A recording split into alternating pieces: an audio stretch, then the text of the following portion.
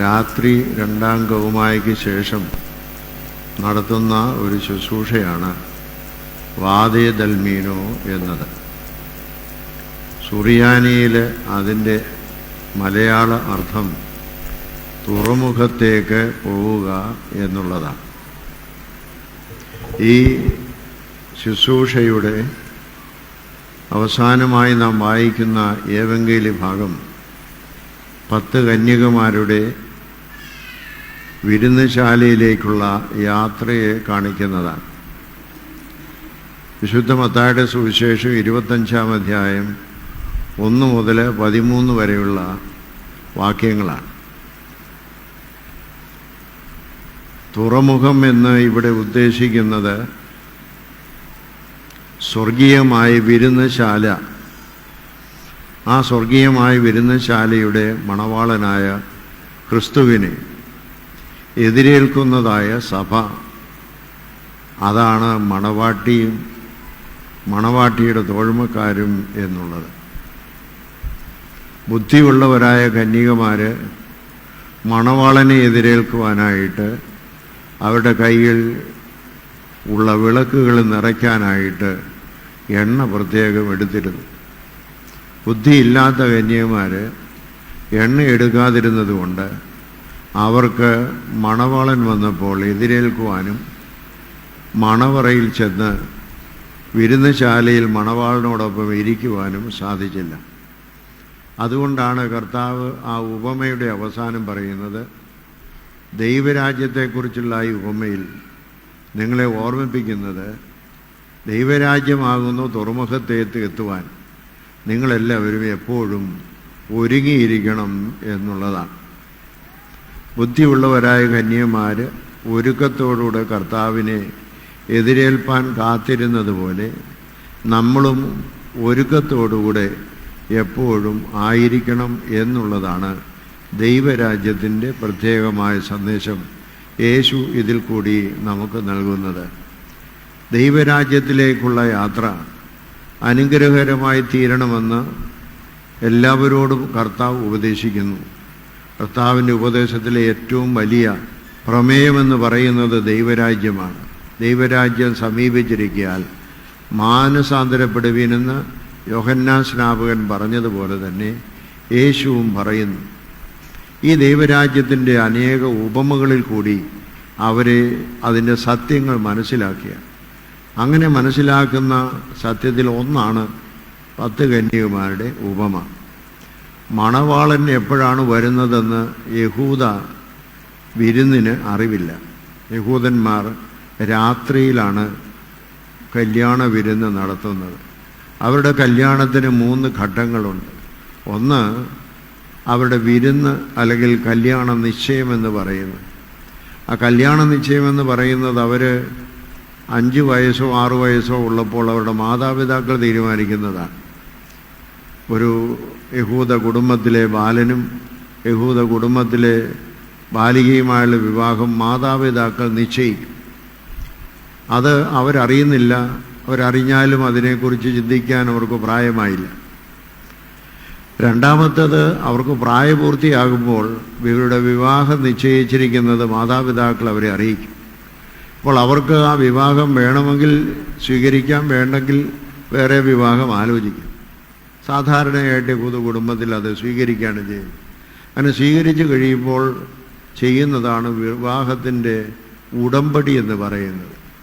ഉടമ്പടി മാതാപിതാക്കളും ഈ വധൂവരന്മാർ അവരും ഒരുമിച്ച് ചേർന്ന് അവരുടെ കുടുംബക്കാരും ചേർന്ന് ഉണ്ടാക്കുന്നതാണ് ഉടമ്പടി. ആ ഉടമ്പടി എഴുതി ഉണ്ടാക്കുന്ന അന്ന് മുതൽ 1 വർഷത്തിനകം വിവാഹം നടക്കും. ആ വിവാഹത്തിൻ്റെ 3ാമത്തെ കാര്യമാണ് വിവാഹ വിരുന്ന് എന്ന് പറയുന്നത്. ഈ 1 വർഷത്തിനുള്ളിൽ ഏറ്റവും അവസാനത്തെ 15 ദിവസത്തിനുള്ളിൽ ഏത് ദിവസം വേണമെങ്കിലും മണവാളന് മണവാട്ടിയെ കൊണ്ടുവരുവാനായിട്ട് രാത്രിയിൽ മണവാട്ടിയുടെ വീട്ടിൽ വരാം. അതെപ്പോഴാണെന്നറിയില്ല. ഏത് സമയത്ത് വന്നാലും പോകുവാൻ മണവാട്ടി ഒരുങ്ങിയിരിക്കണം. ഇതാണ് 1ാമത്തെ കാര്യം. എപ്പോഴാണ് വരുന്നതെന്നറിയില്ല. രണ്ടാമത്, മണവാളൻ ഈ മണവാട്ടിയും കൂട്ടിക്കൊണ്ടുപോയി വിരുന്ന് കഴിക്കുന്ന വിരുന്നുശാല എത്ര ദൂരെയാണ് എന്നുള്ളത് മണവാളൻ വന്നു കഴിയുമ്പോൾ മാത്രമേ അറിയുകയുള്ളൂ. അപ്പോൾ ഈ രണ്ട് കാര്യങ്ങൾ അവിടെ പ്രധാനമായും സന്നിഗ്ധമാണ്, സംശയമാണ്, എവിടെയാണ് എപ്പോഴാണെന്ന് അറിയില്ല. അപ്പോൾ ഇവിടെ അങ്ങനെയുള്ള ഒരു വിരുന്നുശാലയുടെ കാര്യമാണ് പറയുന്നത്. ഈ മണവാട്ടിയോട് കൂടെ എതിരേൽക്കുവാനായിട്ട് 10 കന്യന്മാർ സജ്ജമായിരുന്നു. അവർ കയ്യിൽ അവർക്ക് വിളക്ക് കൊടുത്തു, മൺവിളക്കാണ്. ആ മൺവിളക്കിനകത്ത് ചെറിയ ഒരു അല്പം എണ്ണ മാത്രം കൊള്ളുന്ന, കയ്യിൽ കൊള്ളാവുന്ന ഒരു മൺവിളക്കാണ്. കൂടി വന്നാൽ നമ്മുടെ നാട്ടിൽ പറഞ്ഞാൽ ഒരു 50 മില്ലി എണ്ണ മാത്രം കൊള്ളുന്നതാണ്. അതിനകത്തൊരു തിരിയുമിട്ട് കത്തിച്ചാണ് ഈ മണവാളനെയും മണവാട്ടിയും കൂടെ മണവാട്ടിയുടെ വീട്ടിൽ നിന്ന് മണവാളൻ്റെ വിരുന്നുശാലയിലേക്ക് യാത്ര ചെയ്യുന്നത്. അപ്പോൾ അതിനുവേണ്ടി എല്ലാവരും തയ്യാറായിരിക്കണം. ഒരു വിരുന്നിൻ്റെ കാര്യമാണ് അവിടെ പറഞ്ഞത്. ആ വിരുന്നുശാലയിൽ വന്നപ്പോൾ ഈ മണവാളൻ എപ്പോഴാണ് വരുന്നതെന്ന് അറിയാൻ പാടില്ലാതെ 10 കന്യന്മാർ ഒരുങ്ങിയിരുന്നു. അതിൽ 5 പേര് ബുദ്ധിയുള്ളവരെന്ന് പറയുന്നവർ അവരുടെ വിളക്കിൽ കൊടുത്ത എണ്ണ കൂടാതെ വേറെ പാത്രത്തിൽ എണ്ണ കൂടെ എടുത്തു. കാരണം മണവാളൻ വരുന്ന സമയത്ത് മാത്രമേ അറിയുള്ളൂ എത്ര ദൂരം യാത്ര ചെയ്യണമെന്ന്. ആ ദൂരം യാത്ര ചെയ്യുന്നിടത്തോളം ദൂരം ഇതിന് ഈ യാത്രയ്ക്ക് ഉപയോഗിക്കാനായിട്ട് വിളക്കിനകത്ത് എണ്ണ ഉണ്ടാവണം. കരിന്തിരി കത്താൻ പാടില്ല, അത് അപമാനമാണ്. അതുകൊണ്ട് 5 പേര് വേറെ വിളക്കിൽ എണ്ണ എടുത്തു, മറ്റ്5 പേര് വിളക്കിൽ എണ്ണ എടുത്തില്ല. മണവാളൻ വന്ന് പാതിരാത്രി ആയപ്പോഴാണ് മണവാളൻ വരുന്നത്. അപ്പോൾ അവർ മണവാളൻ്റെ കൂടെ പോകണം. മണവാളൻ വളരെ ദൂരത്താണ് ഈ രാത്രിയിൽ നടന്ന് അവിടെ വരെ ചെല്ലേണ്ടത്. അപ്പോൾ അതുകൊണ്ട് മണവാളനെ എതിരേൽക്കാൻ 5 പേര് നോക്കിയപ്പോൾ അവരുടെ പാത്രത്തിൽ എണ്ണയുണ്ട് ആവശ്യം. മറ്റ്5 പേർക്ക് അത്രയും സ്ഥലത്ത് ചെല്ലാൻ എണ്ണയില്ല. അപ്പോൾ ഈ ബുദ്ധിയില്ലാത്ത കന്യകമാരും ബുദ്ധിയുള്ളവരോട് പറഞ്ഞു, നിങ്ങളുടെ എണ്ണയിൽ കുറെ ഞങ്ങൾക്കൂടെ തരണം. അപ്പോൾ അവർ പറഞ്ഞു, ഞങ്ങൾക്ക് ഉള്ള എണ്ണ അവിടെ വരെ എത്താൻ മാത്രമേ ഉള്ളൂ. ഇത് നിങ്ങൾക്ക് പങ്കുവെച്ചാൽ ഞങ്ങൾക്ക് നിങ്ങൾക്കും പകുതി വഴിയിലുള്ള പിന്നെ എണ്ണയില്ലാതാവും. അതുകൊണ്ട് നിങ്ങൾ എത്രയും വേഗം മണവാളൻ വരുന്നുണ്ടല്ലോ, വന്നു കഴിഞ്ഞല്ലോ, നിങ്ങൾ പോയി എണ്ണ വാങ്ങിക്കാൻ പറ്റും. മണവാളൻ വന്നു, അവരെണ്ണ വാങ്ങിക്കാൻ പോയി. 5 പേര് ഒരുങ്ങിയിരുന്നു, അവരൊരുമിച്ച് മണവാളൻ്റെ കൂടെ പോയി. അവർ വളരെ ദൂരം യാത്ര ചെയ്തു. ഇവരെണ്ണ വാങ്ങിക്കാൻ പോയിട്ട് കിട്ടിയോ കിട്ടിയില്ലോ എന്ന് നമുക്കറിയില്ല. ഏതായിരുന്നാലും ഒരുങ്ങിയിരുന്നവർ മണവാളിൻ്റെ കൂടെ ചെന്ന് വിരുന്നുശാലയെ പ്രവേശിച്ചു. വിരുന്നെല്ലാം കഴിയാറായ സമയത്ത് ഈ 5 കന്യകമാർ വന്നു. അവർ വന്ന് പറഞ്ഞു, ഞങ്ങൾക്കും വാതിൽ തുറക്കണമെന്ന് പറഞ്ഞപ്പോൾ ഞാൻ നിങ്ങളെ അറിയുന്നില്ല എന്ന് പറഞ്ഞു. അപ്പോൾ അവരെ പരിചയമില്ല, കാരണം മണവാളൻ വന്നപ്പോൾ അവർ എണ്ണ തിരക്കി പോയിരിക്കുകയായിരുന്നു.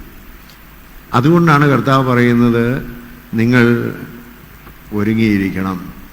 അപ്പോൾ ദൈവരാജ്യമാകുന്ന തുറമുഖത്തേക്ക് നമ്മൾ പോകുന്നു എന്നുള്ള ഒരു വലിയ സന്ദേശമാണ് അവിടെ നൽകുന്നത്. ആ സന്ദേശം നമ്മുടെ ആരാധനയിൽ ഉപയോഗിക്കുന്നതാണ് വാദിയ തൽമീനു എന്ന് പറയുന്നതായ ഈ ശുശ്രൂഷ. ഇത് സാധാരണയായി നമ്മുടെ പള്ളികളിൽ ഉപയോഗിക്കാറില്ല, നടത്താറില്ല. കാരണം 2 കാര്യങ്ങളാണ്. ഒന്ന്, ഇത് സുറിയാനി ഭാഷയിൽ പരാവർത്തനം ചെയ്യാതെ കിടക്കുകയായിരുന്നു. പരാവർത്തനം ചെയ്യാതെ കിടന്നതിൻ്റെ കാരണം രാത്രി പ്രാർത്ഥനയിൽ 2ാം കൗമായ്ക്ക് ശേഷം പള്ളിയിൽ നടത്തേണ്ടതാണ്. അപ്പോൾ അവിടെ ഇനിയും പള്ളിയിൽ വൈദികർ ആ ശുശ്രൂഷ നടത്തിയാലും വേറെ ആരും അതിൽ ഉണ്ടാവുകയില്ല. ഇതൊരു പ്രദക്ഷിണമായിട്ട് നടത്തേണ്ടതും അതുപോലെ മെഴുകുതിരി പിടിച്ചും മേഘട്ടിയൊക്കെ ആയിട്ടുള്ള നാട് ആളുകൾ രാത്രിയിൽ കാണുകയും. അപ്പോൾ ഇതുകൊണ്ട് ഇത് നടത്താതിരുന്നു വളരെ വർഷങ്ങളായിട്ട്. കുറച്ച് നാളായിട്ട് ഇത് നമ്മൾ പുനരുജ്ജീവിപ്പിച്ചെടുക്കുകയും ഇത് ട്രാൻസ്ലേറ്റ് ചെയ്യുകയും മലയാളത്തിലേക്ക് ട്രാൻസ്ലേറ്റ് ചെയ്ത് ക്രമീകരണം ചെയ്യുകയും രാത്രി സന്ധ്യാനമസ്കാരത്തോടുകൂടെ രാത്രിയിലെ 2 ആകുമാളോട് ചൊല്ലിയതിന് ശേഷം ഈ ശുശ്രൂഷ നടത്തുമ്പോൾ എല്ലാവരും ഉണ്ടായിരിക്കും. രാത്രിയിൽ പാതിരാത്രി പിന്നീട് വരാൻ ആർക്കും സാധിക്കുകയില്ലാത്തതുകൊണ്ട് സൗകര്യപ്രദമായിട്ട് വാദേതൽ മീന ശുശ്രൂഷ സന്ധ്യയോടുകൂടെ 2 കൗമാകൾ രാത്രിയുടെയിലും കൂടെ നടത്തിയിട്ട് ചെയ്യുകയാണ് നമ്മൾ പതിവ് ചെയ്യുന്നത് കുറേ നാളുകളായിട്ട്. ഇതിൽ നമ്മൾ ഓർത്തിരിക്കാനുള്ള ഈ ശുശ്രൂഷയിൽ നമ്മൾ സംബന്ധിക്കുമ്പോൾ ബുദ്ധിയുള്ള കന്യകമാരെ പോലെ നമ്മളുമായി തീരണമേ എന്നുള്ള പ്രാർത്ഥന നമുക്കുണ്ടാവണം. വിരുന്നുശാലയാകുന്ന തുറമുഖത്തേക്ക് നമുക്ക് ചെല്ലണം.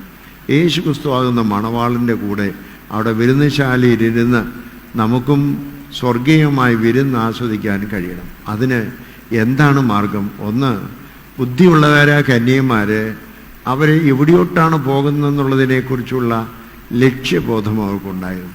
അതുകൊണ്ടാണ് അവർ പാത്രത്തിൽ എണ്ണയൊക്കെ എടുത്തിരുന്നത്. അവിടെ മണവാളിനോടൊപ്പം സന്തോഷിക്കുന്ന ആ അനുഭവത്തെക്കുറിച്ച് അവർക്ക് മുന്നിൽ സ്വപ്നം കണ്ടിരുന്നു.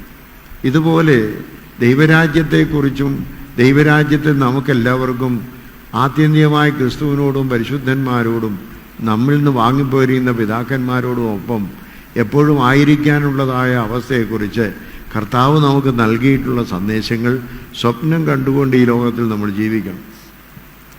അതിനാണ് വിശുദ്ധ മാമോദീസായിൽ കൂടി നമ്മെ ക്രമീകരിച്ചിരിക്കുന്നത്. അതുകൊണ്ട് അതൊരിക്കലും നമ്മൾ മറന്നു പോകരുത്. നമ്മൾ ഈ ലോകത്തിനുള്ളവരല്ല, സ്വർഗരാജ്യ തുറമുഖത്തിന് വേണ്ടി ഉള്ളവരാണ് എന്നുള്ളത് മറന്നു പോകാതെ എപ്പോഴും നാം സജ്ജമായിരിക്കണം. ഏത് പ്രവർത്തനത്തിലും എല്ലായ്പ്പോഴും എൻ്റെ യാത്ര, എൻ്റെ ലക്ഷ്യം ഈ സ്വർഗരാജ്യമാകുന്ന തുറമുഖമാണ്, അതിലേക്കാണ് ഞാൻ യാത്ര ചെയ്യുന്നുള്ള ഉത്തമ ബോധ്യം ജീവിതത്തിലുണ്ടാവണം. രണ്ടാമത്, അവരുടെ ഉത്തരവാദിത്തത്തെക്കുറിച്ച് അവർക്ക് നല്ല ബോധ്യമുണ്ടായിരുന്നു. എന്താണ്? അവരുടെ പാത്രത്തിൽ അവർ എണ്ണയെടുക്കും. കാരണം നമ്മുടെ ഉത്തരവാദിത്വം ഇടയ്ക്ക് വെച്ച് തീരാൻ പാടില്ല. നമ്മളെ ജയിച്ചിരിക്കുന്നത് വീട്ടിൽ ഒരു വിവാഹ വിരുന്നിൽ ഉള്ള പല ജോലികളിൽ ഒന്ന് മാത്രമാണ്. ഭക്ഷണം ഒരുക്കാനുള്ളതായിരിക്കും, സ്ഥലമൊരുക്കാനുള്ളതായിരിക്കും, പന്തലൊരുക്കാനുള്ളതായിരിക്കും, അങ്ങനെ പല ഉത്തരവാദിത്തങ്ങളുണ്ടായിരിക്കും. പക്ഷെ ഒരു കാര്യമേ നമ്മളെ ഏർപ്പെടുത്തിയിട്ടുള്ളൂ.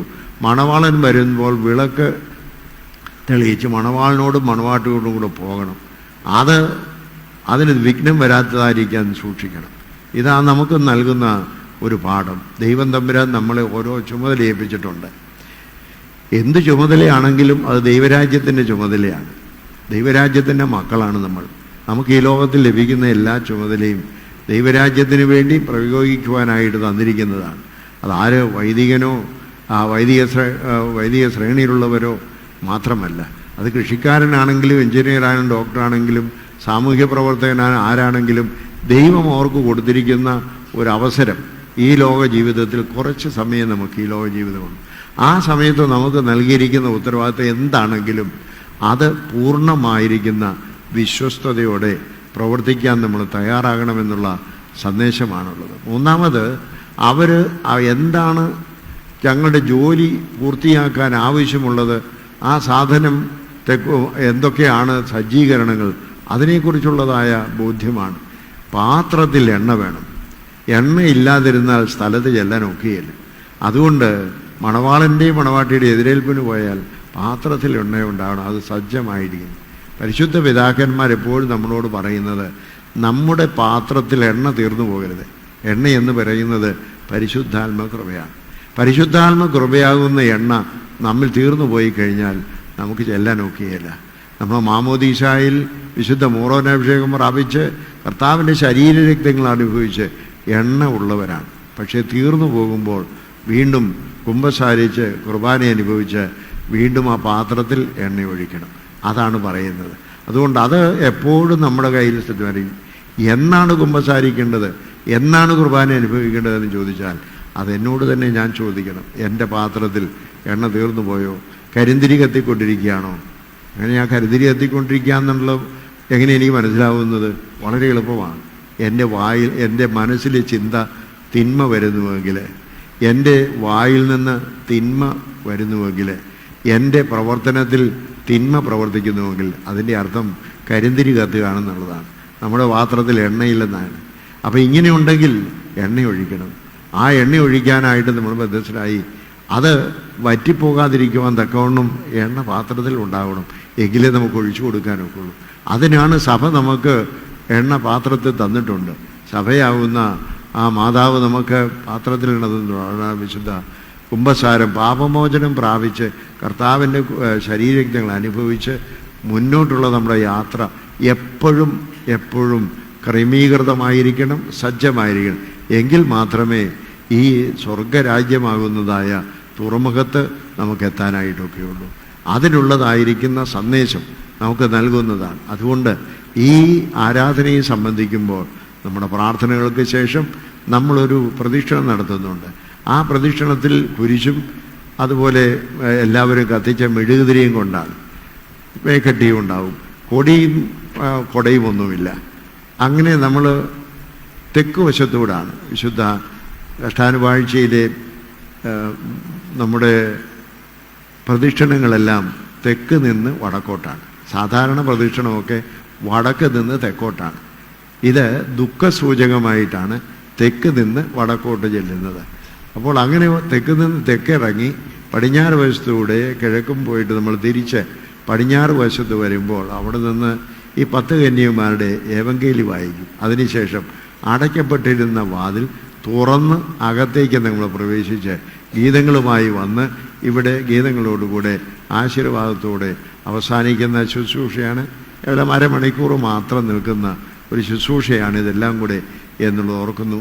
അതുകൊണ്ട് ഈ ശുശ്രൂഷയ്ക്ക് നമ്മൾ തയ്യാറാകുമ്പോൾ ഈ പ്രദക്ഷിണത്തിൽ ദൈവമേ, ദൈവരാജ്യത്തെക്കുറിച്ചുള്ളതായ ബോധ്യം ഞങ്ങളുടെ ജീവിതത്തിൽ നിന്ന് മറന്നു പോകുവാൻ ഇടയാവരുത്. ഞങ്ങളെ ഈ ലോകത്തിൽ ഏൽപ്പിച്ചിരിക്കുന്ന ജോലി എന്തായിരുന്നാലും ദൈവരാജ്യ മഹത്വത്തിനായി പ്രവർത്തിക്കുവാൻ ഞങ്ങൾക്ക് കൃപ നൽകണമേ. ഞങ്ങളുടെ ജീവിതമാകുന്ന പാത്രത്തിൽ എണ്ണ കുറഞ്ഞു പോകാതെ എപ്പോഴും അനുതാപത്തോടുകൂടെ കുമ്പസാരം നടത്തി കുർബാന അനുഭവിച്ച് എണ്ണ എടുത്തുകൊണ്ട് പരിശുദ്ധാത്മകൃപ ജീവിക്കുവാൻ എപ്പോഴും ഞങ്ങളെ സഹായിക്കണമേ എന്നുള്ള പ്രാർത്ഥനയോടുകൂടി ആയിരിക്കണം ഈ ശുശ്രൂഷയിൽ ഈ പ്രദക്ഷിണത്തിൽ നമ്മൾ സംബന്ധിക്കാനുള്ളത് എന്നുള്ളത് പ്രത്യേകമായിട്ട് ഓർമ്മിപ്പിക്കുന്നു.